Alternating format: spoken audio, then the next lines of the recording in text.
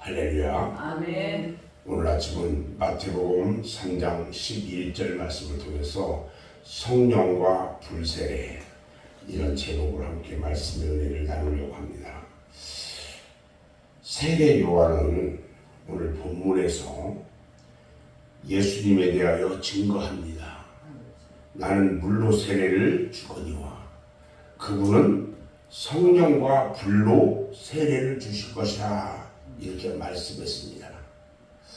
우리는 여기서 요한이 예수님이 성령으로 세례를 준다는 말로 그치지 않고 성령과 불로 세례를 줄 것이라고 한 말에서 이 말씀의 해석에 어려움이 있다 하는 것을 알 수가 있습니다.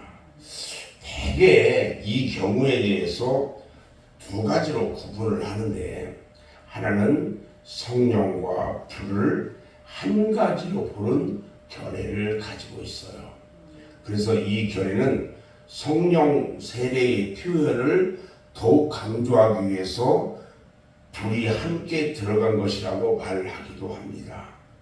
또 다른 한 가지는 성령과 불은 전혀 상반되는 별개의 것으로 해석하는 견해인데, 성령 세례는 하나님의 구원의 역사이고 불세례는 하나님의 심판의 역사인 것으로 보는 것입니다. 이렇게 두 가지로 이 견해를 가지고 있어요. 자, 그럼 성령 세례에 대해서 함께 말씀을 생각해 보려고 합니다. 성령 세례란 말은요, 구원을 베푸시는 하나님의 역사예요. 그런데 무엇이 성령 세례냐는 문제에 가서는 많은 이론이 있어요.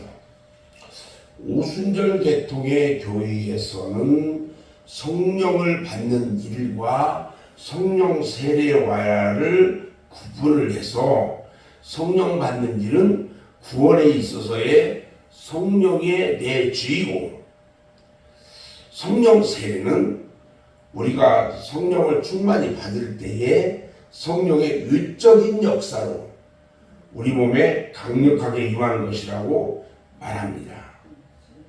그래서 그리스도인들은 성령을 받을 뿐 아니라 성령 세례까지 받아야 한다, 이렇게 주장합니다. 그리고 이 성령 세례를 받은 증거로 주로 방언의 은사를 그들은 들고 있어요. 그러나 보수적인 교회에서는 성령을 받는 일과 성령 세례를 구분하지 않아요. 그리고 한 가지로 보고 있다는 겁니다. 세례 요한은 물로 세례를 주었지만 이것은 회개를 위한 세례일 뿐 이 세례에 구원이나 속죄의 의미가 없었습니다. 그래서 요한은 자신이 베푸는 물 세례에는 아무것도 아니라고 자신의 물 세례를 과소평가했어요. 그리고 예수님께서 베푸시는 성령 세례를 지극히 높였던 거예요. 요한의 물 세례는 회개의 표에 불과했지만 성령 세례는 구원의 보증으로 주시는 것입니다. 성령 세례는요, 죄인들에게 구원을 주실 뿐, 그런 구원을 주실 분이 아니면은 줄 수가 없어요. 우리에게 구원을 주시는 그분만이 우리에게 성령 세례를 줄 수가 있다는 거예요. 세례 요한은 그리스도야말로 성령으로 세례를 주실 분이라고 증거함으로써 이스라엘이 기다리는 메시아는 하나님의 아들이시다, 이렇게 증거를 한 거예요. 사도행전 2장 1절에서 4절 말씀을 보면 내가 떠나가지 아니하면 보혜사가 너희에게로 오시지 아니할 것이요 내가 가면 내가 그를 너희에게 보낼 것이다. 이렇게 주님은 말씀하셨어요. 이 약속이 오순절 날에 이루어진 거예요. 아멘. 우리는 오순절에 임한 성령 세례에서 특수한 세 가지 사실을 우리는 발견할 수가 있는데 그들이 모두 성령을 받음으로 성령 세례를 받았다는 사실이에요. 두 번째는 그들이 성령을 받았을 때에 모두 성령의 충만함을 받았다는 사실이에요. 성령 세례와 성령의 충만함은 다른 것인데 초대교회 성도들은 성령 세례와 함께 성령의 충만함을 받은 사례가 많다는 거예요. 그리고 세 번째는요, 그들이 이런 것들과 함께 즉 성령 세례와 성령의 충만함과 함께 방언까지 다 받았다는 사실이에요. 이 같은 일은요, 그때 마가의 다락방에서 성령 받기 위해 기도한 모든 성도들에게 동일하게 임했다는 사실이에요. 지금은 이런 일이 대단히 드문 일인데 그 당시에는 왜 있었느냐는 질문이 나올 것이에요. 그 당시에는 왜 이런 일이 있었습니까? 그들에게는요, 이 같은 성령의 이 삼중적 역사가 필요했다는 거예요. 오순절날 예루살렘에 모인 각종 유대인들에게 복음을 효과 있게 전하려면 이런 표적이 필요했던 거예요. 예수님이 계셨을 때에도 그들은 믿지 않았어요. 메시아로 오셨는데도 믿지 않았던 그들.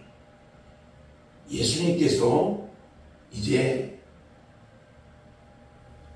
십자가에 달려 죽으시고 부활하신 후에 이제 감람산에서 우리가 모두가 보고 있는 중에 하늘로 승천하셨잖아요. 근데 예수님이 이 땅에 계시지 않아요. 그런데 그들이 그리스도를 믿느냐는 거죠. 그래서 이 성령 세례, 즉 성령의 삼중적 역사가 필요했다는 거죠. 오순절날 예루살렘에 모인 그 유대인들에게 정말 효과 있는 복음을 전하려면 이런 표적이 정말 필요했었다는 거예요. 그들이 실제적으로 보게 했던 거예요. 그 당시 성령에 대한 지식이 없었고요. 성령 세례에 관해서 계시가 없었던 시대였기 때문에 성령 세례의 확실한 증거를 의적으로 나타내 보일 필요가 있었다는 거예요.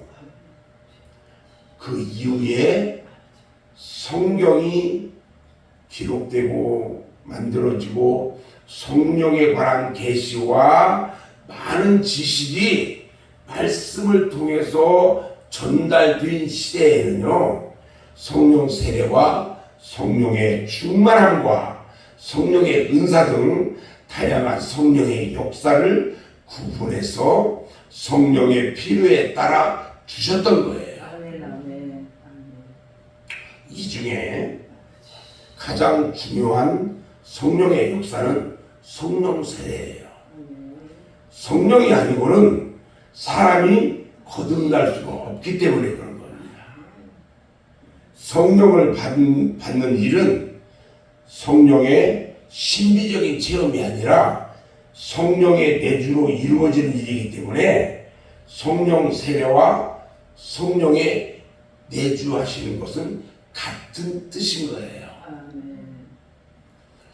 두 번째는 오늘 불세례에 대해서 잠깐 상고해 볼 건데, 불로 세례를 준다는 말은 성경에 이곳에서만 나와요.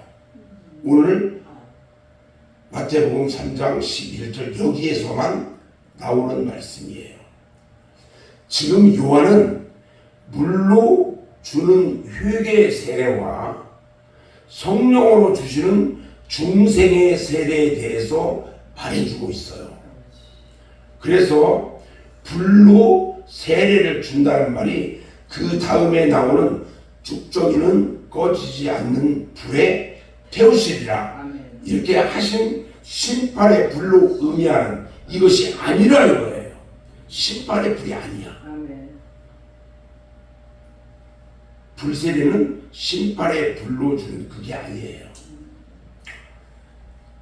하나님의 심판이 불로 주는 세례라고 표현된 곳은 성경 어느 곳에도 없어요. 오직 여기에서만 불세례에 대해서만 나와요.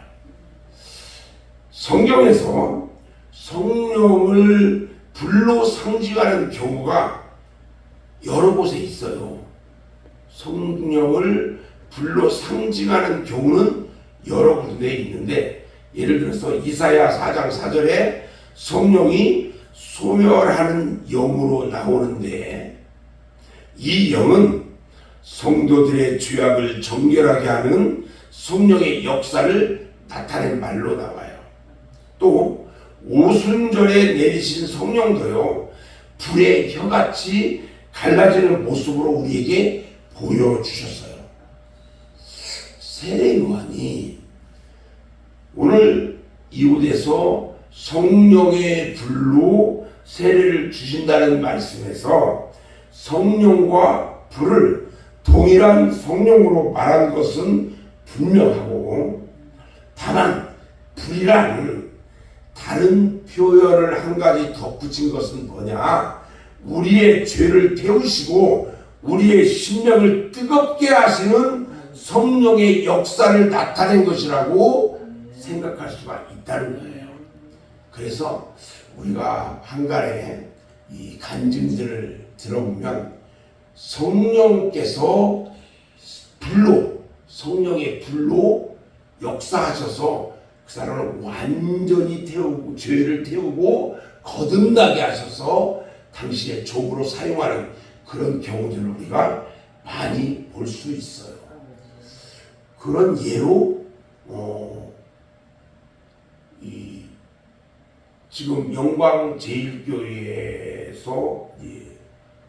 계시는 목사님 이규용 목사님의 간증을 들어보면 성령의 불로 받아요. 이 기도원에 갔다가 그곳에서 하나님으로부터 성령의 불을 받아요.